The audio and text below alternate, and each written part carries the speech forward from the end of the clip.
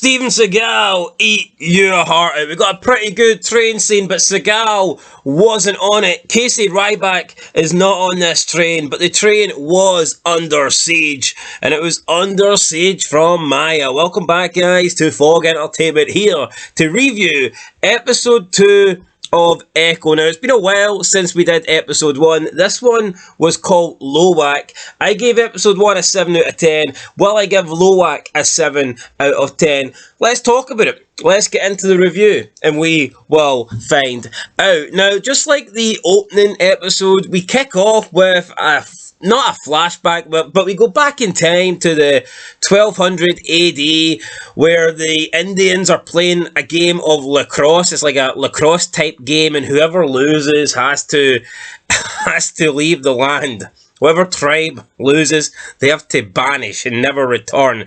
I don't really see why this show is doing these like really old flashbacks with the Indians in the 1200 AD timeline. I don't see what that offers to the current show now. I think it's something to do with powers, and it's showing that somehow in Maya's bloodline, the power has passed down from generations or perhaps, but it doesn't really interest me. I think they spend a bit too much time on this. This was less than a 40-minute episode, and they almost spent 5 minutes on this game of lacrosse. So, yeah, that didn't really do it for me. Plus, I also noticed that the tribes were pretty obese back then. That doesn't really make sense to me. Wasn't everybody skinny? Lack of food? I don't know why there's so much obese people, but there was a lot of fatties. Anyway, we go back to present day. Maya is unaware that Kingpin is alive, I guess, but she wants to bring down his gang. She wants to bring down Fisk Empire, so she gets her friend Biscuits, I believe it's a cousin, and she takes him on this mission. She borrows his truck, she puts a tracker on his phone, tells him to follow the phone, and then the next thing, she jumps off a bridge onto a moving train. The guy's like freaking out. Biscuits cannot believe it. His biscuits have broken in half.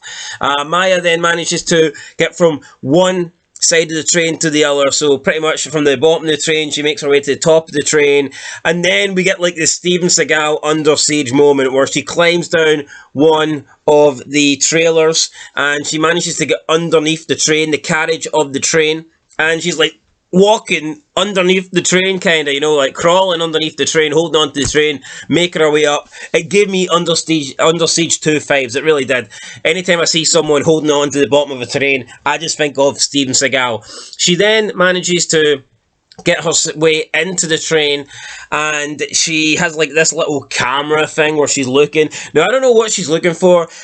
I think you're led to believe that she's maybe trying to steal something from the train, but she ends up getting inside, and we don't really see anything. It looks like she plants some sort of device. We have no idea what it is, and then she has to make her way out of the train. Unfortunately, her leg gets caught, though, on one of the carriages, like the links that connect the carriages, so she mangles her leg, but it's only a fake leg, so at least it's not her good leg. If it was her good leg, she'd have been fucked, because then she'd be walking about with no legs, but it was her prosthetic leg, which I think she is made of like aluminium or steel or something, but she's going to get it fixed. She's going to need to get it fixed because it's all messed up. She then has to jump off the train before they go into a tunnel, and she manages to land in Biscuits' Jeep, or whatever it is, truck. Biscuits' truck, but it doesn't belong to Biscuits. It actually belongs to Biscuits' grandmother, who for some reason in this episode has a hard-on for Maya, and just does not like Maya for whatever reason. She's telling Uncle Henry that you need to get her to leave. She can't come back, and she can't be disrupting her cousin, because is it her cousin or her sister?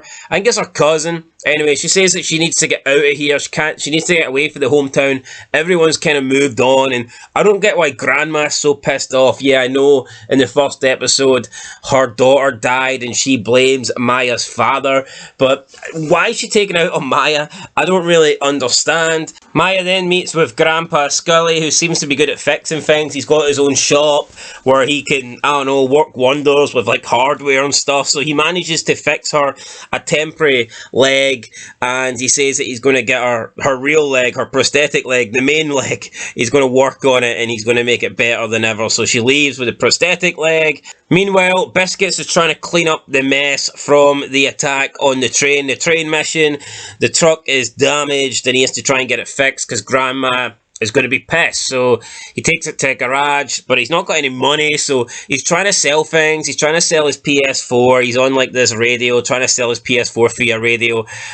He brings down the price. He's desperate to get the money. I actually feel sorry here for Biscuits, because he's kind of just been dragged into this whole thing, and now the truck is damaged, and like Maya does come across as a little bit selfish. I mean, she doesn't seem to give a shit that Biscuits tried to help her, and the truck got damaged, and now he has to pay for it, and he has to, sell things in order to fund the mechanics. Yeah, she gave him a lot of money earlier to like buy groceries and stuff like that. Now, obviously, it wasn't enough because he needs to sell his PS4, but you're led to believe that Maya's got enough money on her here. I'm not saying she's rich by any means, but you get to believe that she's got enough money to be comfortable, and that she's, I don't know, accumulated money, earned money through working with Fisk. But now it's Biscuits who's having to, I don't know, sell his PS4, which sucks because PlayStations are good, and the last thing you want to do is sell one of them. So he tries to sell one of them on the radio, and then his other cousin, I think it's is it his sister? It might be, is it his cousin or his sister? I don't know, but she hears him on the radio, and she comes to the conclusion that he must be with Maya because he tells her that he had an accident with the truck. She puts two and two together. She wants to know where Maya is, but he doesn't want to tell her, so he pretends that they are breaking up. And then Uncle Henry pays Maya a visit, and he basically says to her, look, you can't be doing this, you're causing a shitstorm, people are going to get hurt because of your actions.